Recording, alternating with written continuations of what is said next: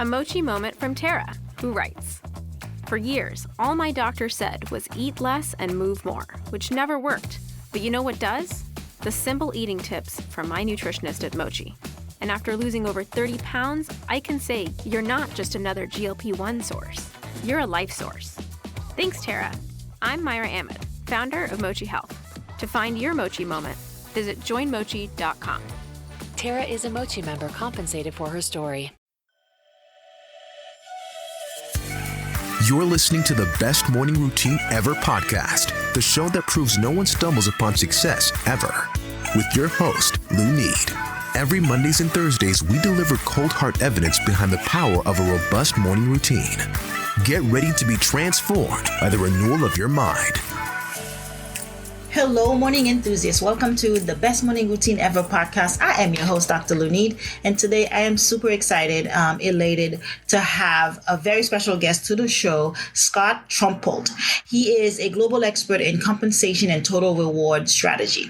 Now, that's over 30 years of HR leadership and consulting experience. He, as founder of Trumpolt Compensation Design Solutions, he specializes in crafting customized base pay, incentive programs, and career architecture that is aligned with business goals and whatever the employee engagement needs. And he comes in and customizes it and tailor it. So it's pretty amazing what he does. He's worked across industries such as aviation, healthcare, IT, and logistics. And so he has a global presence. I'm really excited to have him on here today.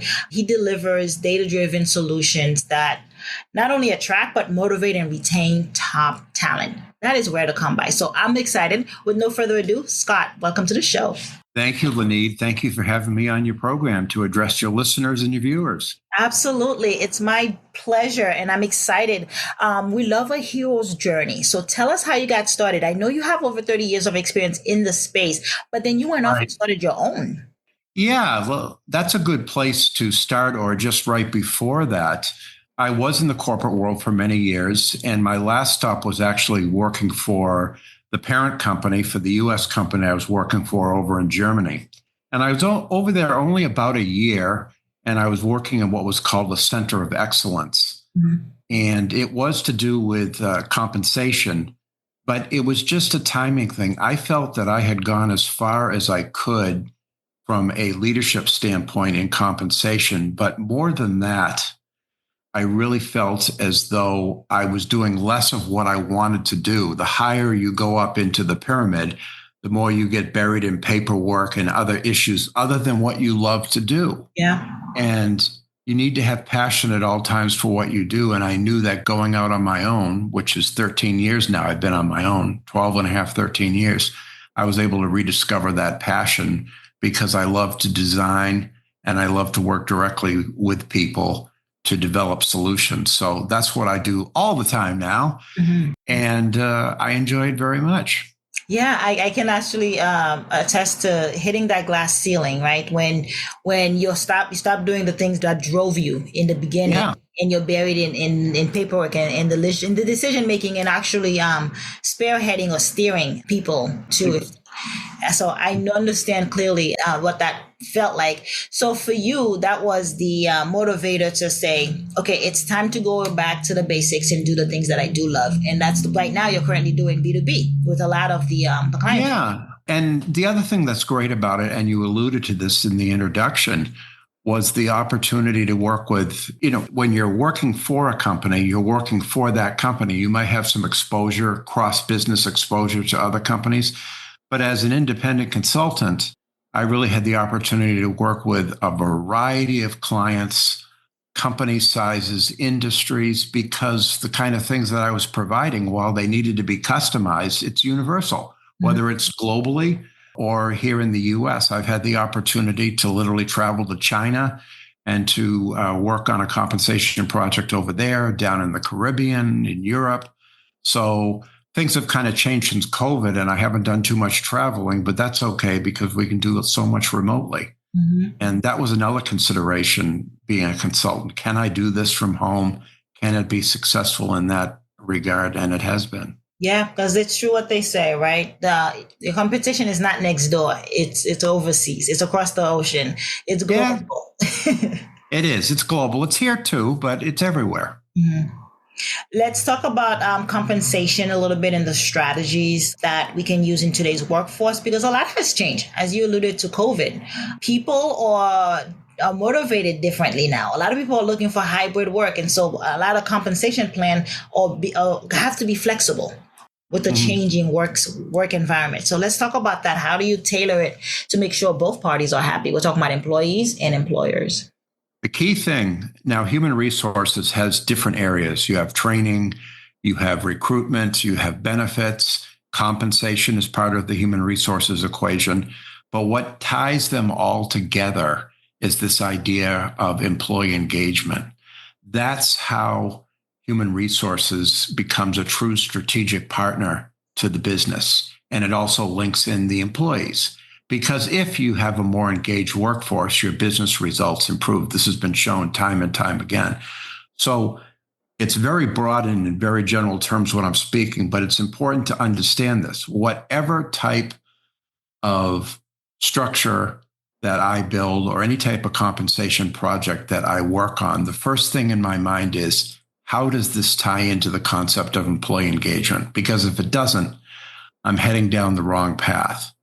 So that's really crucial. And so what I look at in today's world is, what are employees really interested in? Yes, they want to get paid appropriately. And there's a lot of movement now. And the younger generation wants to have more transparency to pay. There are various state laws that are occurring now in various states to promote this idea. But that is really an opportunity for businesses, because what employees are essentially saying is, okay, this is fine. I know what I'm getting paid right now, but how do I grow myself in the organization? And so what I do is, and you mentioned this at the outset, I link pay structures to career architecture, job classification, because it's a way to create a dynamic. People are often not nervous, but they're a little bit standoffish about talking about pay. Pay is something very much that's been in the shadows, in a box, so to speak. And one of the ways to bring it out, especially with these new pay transparency laws, is to focus the dynamic on the career development aspects. Because obviously, as you grow your career, you're going to make more pay. So employees are interested not only in what they're getting paid today, but how can they grow their skill set? And we want to do that, getting back to the business who wants the employee engagement. We want to align it also with what the future business needs are going to be. Mm-hmm. So if you can pull those two pieces together, you've got part of an employee engagement plan from the compensation perspective. So that's crucial about how I think about things. It's not just a bunch of numbers within a pay structure. Yes, I use market data to see what different jobs pay, but I'm not just looking at the jobs that people are doing right now. I build structures that are very robust in the sense that it brings in all of the future possibilities. Also, sometimes employees need to move laterally to get certain skill sets so that then they can move upward. So again, the type of structures that I build are focused on this aspect of career development, linking it to market-based pay, because that's what employees want. They don't want something that's very subjective. They want it to be as market-based as possible. They want to have transparency to that. But what I'm trying to do is pull the career development piece in there, because then they can have a conversation with their manager, not just about their pay, but more importantly about their career development and what is the business needs down the road. And when you have your immediate manager and the employee talking about such things, that spurs employee engagement, because the immediate manager is the most important person to the employee at the company. So let's leverage that kind of relationship and give them tools to make that happen. So that's how I think about compensation. It's this whole idea of employee engagement. And it's needful because you do have a different generation that's going into the workforce, right? You talk about the younger generation. They're not their mom and dads. They're not the baby boomers who's going to commit to 40 years to working for you. They are coming in saying, okay, what's in it for me? Right off the bat. And so they're looking to, 5-10 years. It's very hard to retain them into a role for that long. And so I think your approach is ideal as a way to look at the holistic picture to kind of get them to the door, but also think, how can they grow with us? How can we stay innovative that they want to stay? How can we utilize their skill set to change the business? Because the dinosaurs, the bigger companies, they're really not privy to that. Well, think about it for a minute.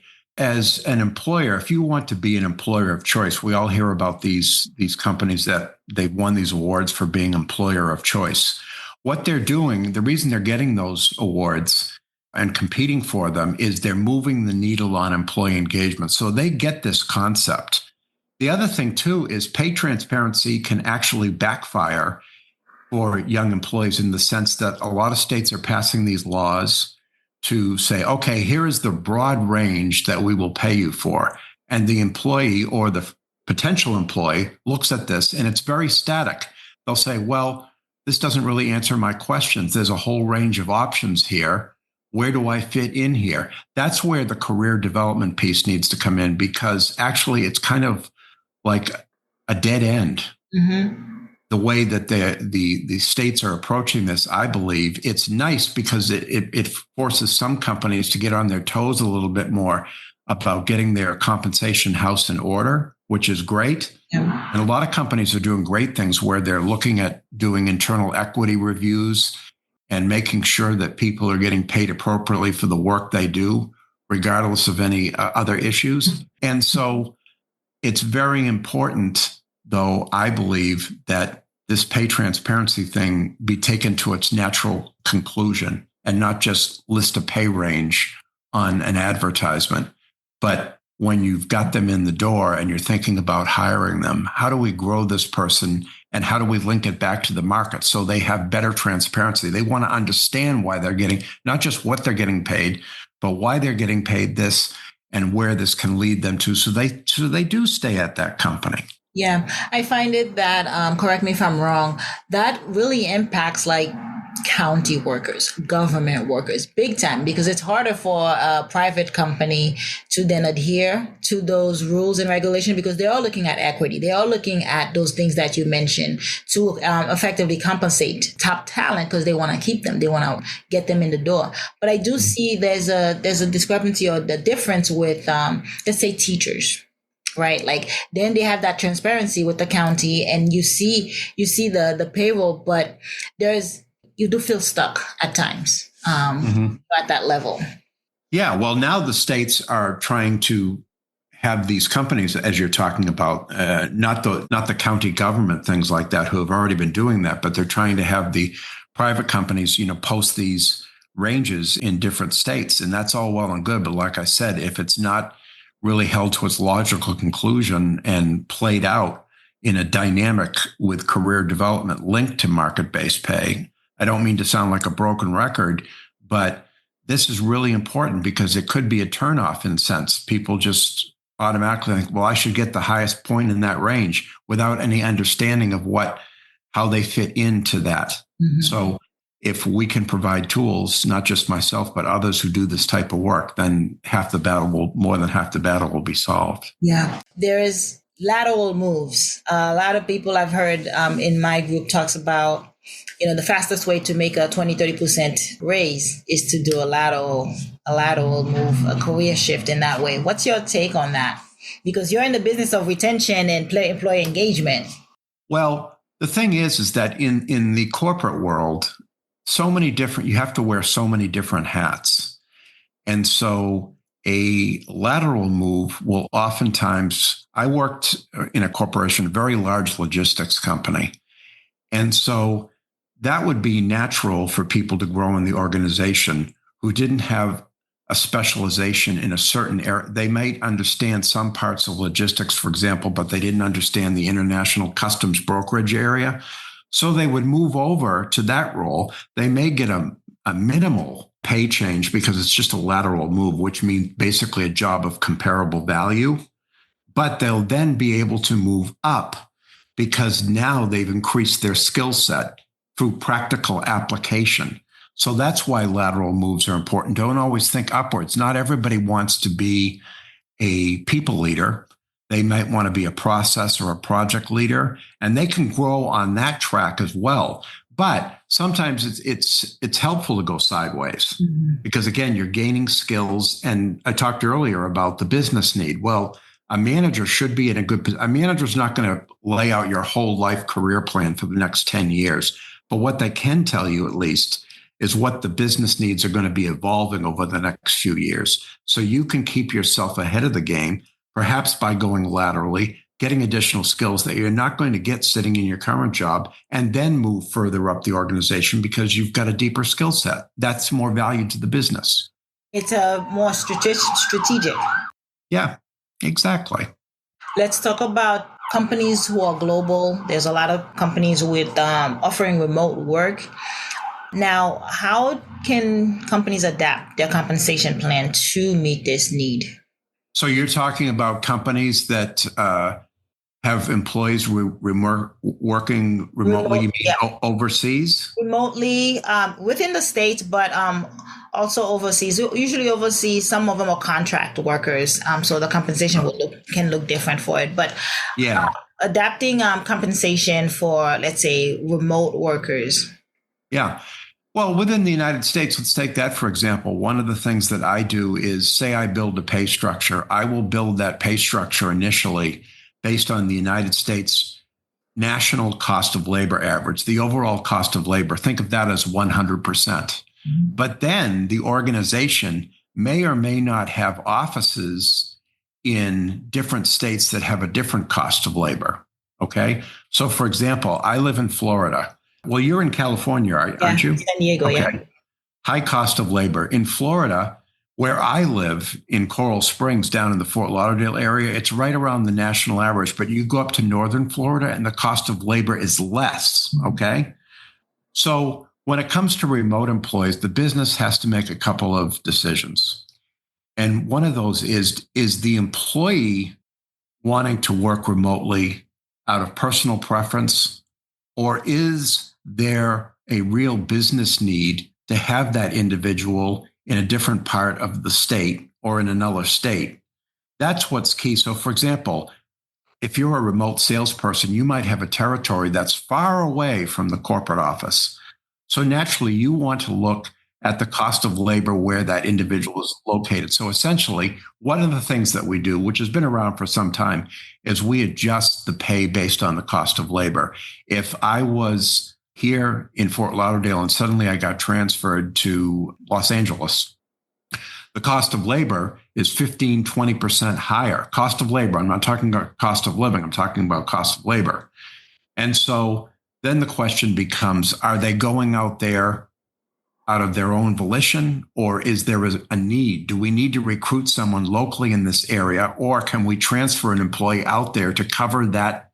So again, getting back to the business need, balance with the need of the employee. So there's nothing wrong with remote work. As we all know, we can do a lot of work remotely via meetings, email communications, everything else. But again, whether or not we offer more pay for working remotely depends upon also linking in the business need. Mm-hmm. So I hope that answers that. It did, yeah, because then you're looking at the, I love that you look at the business needs to see, okay, do we need to hire someone local, or can we actually transfer somebody that we've already trained? Because onboarding can be quite expensive as well. Sure. So you have to weigh that option if you do decide to hire somebody local. Is it cost effective? Absolutely. But again, and companies are still, especially since COVID, there was remote employees before that, but they're trying. I have a client, for example, that I visited today. And what they do is they have the employees come in on Mondays, Tuesdays, and Wednesdays, and then they work Thursday and Friday from home. But when they work Monday, Tuesday, and Wednesday, they bring in lunch for them every day. So there's various. Now, I know you're talking about fully remote, but there's also some hybrid models out there that's saying. And so from a compensation perspective, the challenge always to me is, are we competitive based upon where that individual is going to be located, or does it matter at all? Maybe they just want to live in a different state for whatever other reason, be close to family or something else. And that's not benefiting the business, but oftentimes it does benefit the business. Yeah. And as I'm listening to you speak, there is that need to be agile. There is that Yeah. need to be flexible on both ends of the spectrum. We can't be too strict, employers. Yeah. And they know that. And Yeah. they look at those issues. A lot of companies have a full-scale mobility department, not just for overseas employees, but even for some issues when they're transferring employees. Because again, the cost of labor in different parts of the United States can vary quite a bit. It's a real thing. For employee engagement. Now, let's talk about how that can be positively influenced by compensation or rewards. I know you mentioned earlier that was a good example of bringing in lunch.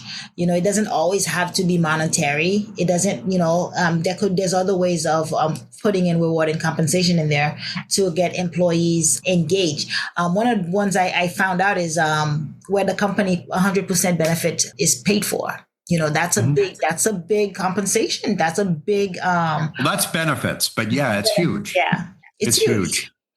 And so Absolutely. Let's talk about that, how that positively impacts employee engagement.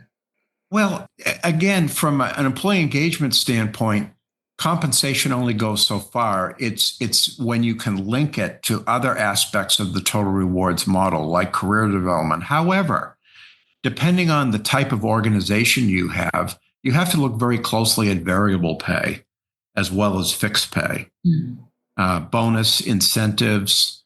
And a lot of it depends upon if you're a new company or a startup company that's trying to make an imprint into the society, into the workplace, your company, with whatever it is you offer, whatever product or service you offer, you may offer a lot of variable incentives to encourage growth and development sooner rather than later.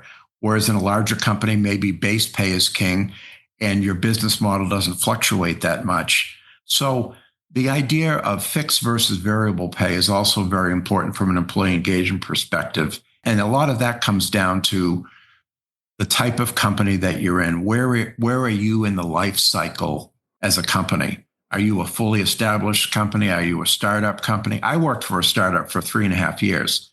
And right when I came in the door, they gave me stock options.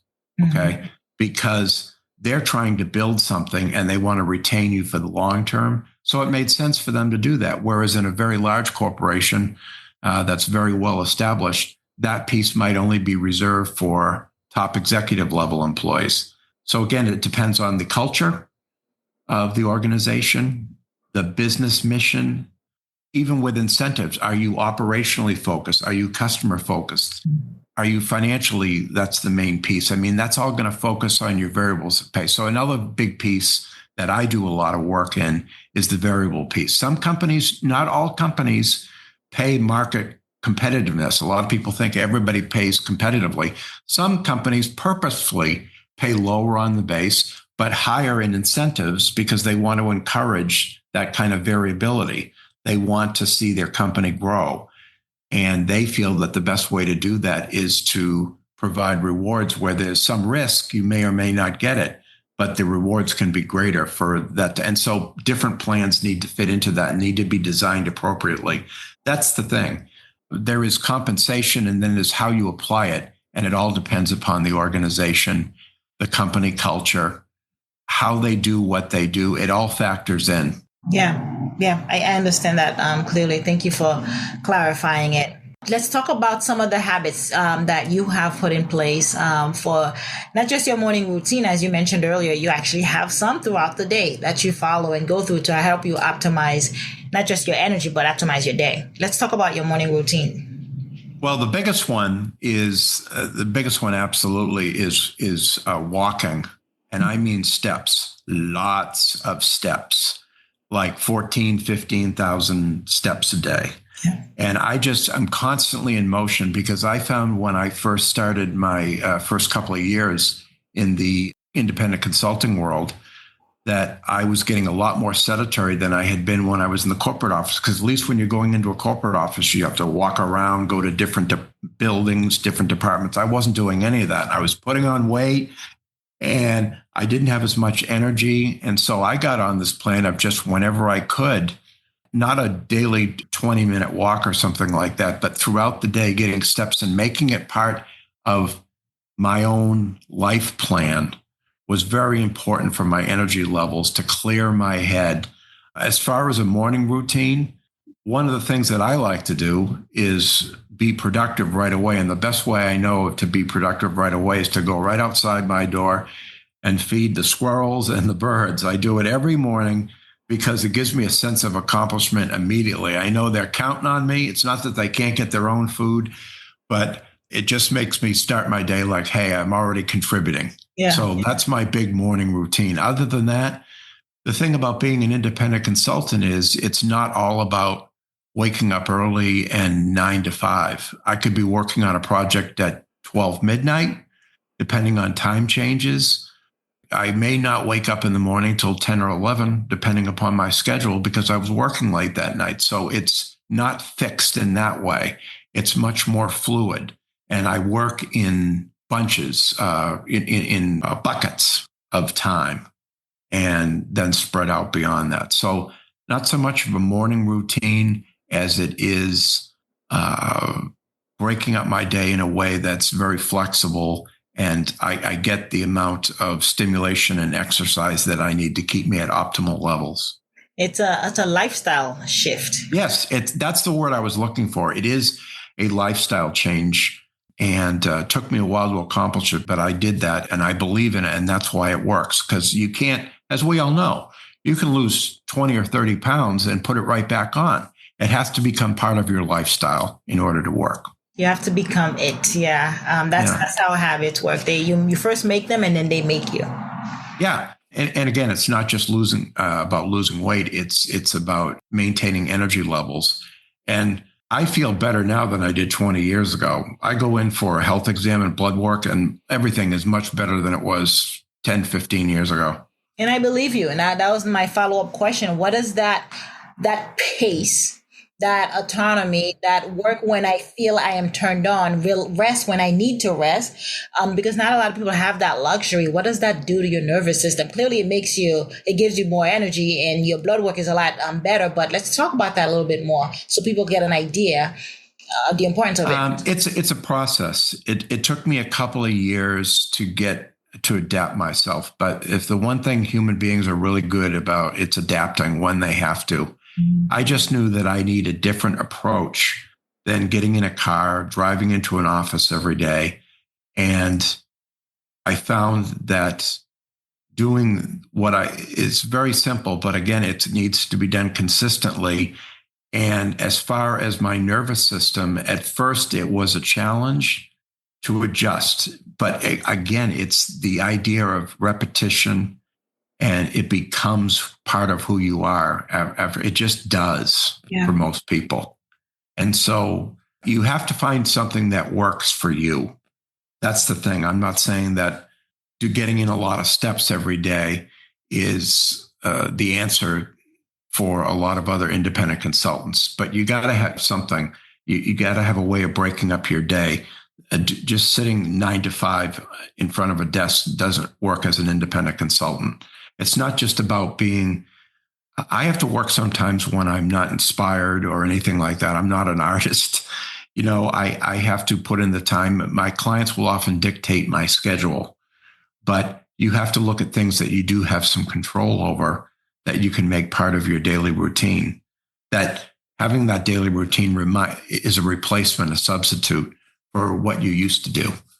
Yeah. And then in a different way. It's the same, but it's just done in a different way. I'm not going into the office. I don't have to be at my desk at 9 a.m., but I do other things to create the semblance of routine that work for me in this environment. That makes perfect sense. And I love that you threw in there that you have to believe it, but you have to find something that works for you and own it. And that is actually true, because it's going to look different from everyone else. And you got to know your body archetype too, chronotype, right? You got to know, well, you're a night person or an early bird. Like, what does that look for? Do you need a nap midday? It really just tuning in to hearing what works best for you, and then just go with it. And it'll be easier too to adapt to that. If you kind of know this works for me, that doesn't, but I'm going to do what works. Yeah. And again, you're replicating the structure that you had in the sense of having a structure. It's just a different structure. Right. So there are those things that I do every day, like I talked about, to give that semblance, because you don't want it to be too herky-jerky. you want things that you can rely on. And now I'm getting more to understand your question even better. And hopefully I've been able to respond in the sense that routine doesn't go away. It just becomes different routine. Yeah. And when you find that sweet spot, your nervous energy or things like that settle out and it becomes normal. Right. It becomes your new norm. Absolutely. Yeah. Thank you so much for sharing, Scott. That is quite insightful. Please tell us, how can we connect with you? Where can we find you? Well, one of the best ways is on LinkedIn. And I have a profile page out there. And another great way is my website, which has been redesigned this year. It's got some great AI features, and it's got a lot of information about what I do and the clients that I've served. And I have a lot of my media out there. So it's a great way to get to know me. And I have a book coming out probably in another month or so. So I'll be doing some more podcasts to promote that. Maybe I could even come back on your show at some point. I know you have a lot of guests to come and things like that. But yes, LinkedIn and www.hrcompensationconsulting.com. Perhaps you'll put that in the video when it comes out. Of course. Do you mind sharing the name of the book? Not yet. Not yet. Okay. It's a surprise. The anticipation. We love it. But I will send it to you as it gets a little bit closer to publication. I will remember this. In fact, I'm making a note for myself and I will send it to you. Perfect. Scott, it's been amazing having you here, sharing about solutions and compensation and reward and how that is tied to employee engagement. We tend to forget that. And so I really value your insight. And thank you for coming today. Oh, it's been my pleasure. Thank you for having me on. Of course. All right, morning enthusiasts, that's it for today's show. Thank you for tuning in. If you love the Best Morning Routine Ever podcast, we'd love to hear from you. So go ahead and subscribe, rate, and give a review on iTunes or Google Play. While you're at it, tell a friend about the show. Be sure to visit bestmorningroutineever.com and our Facebook group to join the conversation, access the show notes, and discover our fantastic free bonus content. Until next time,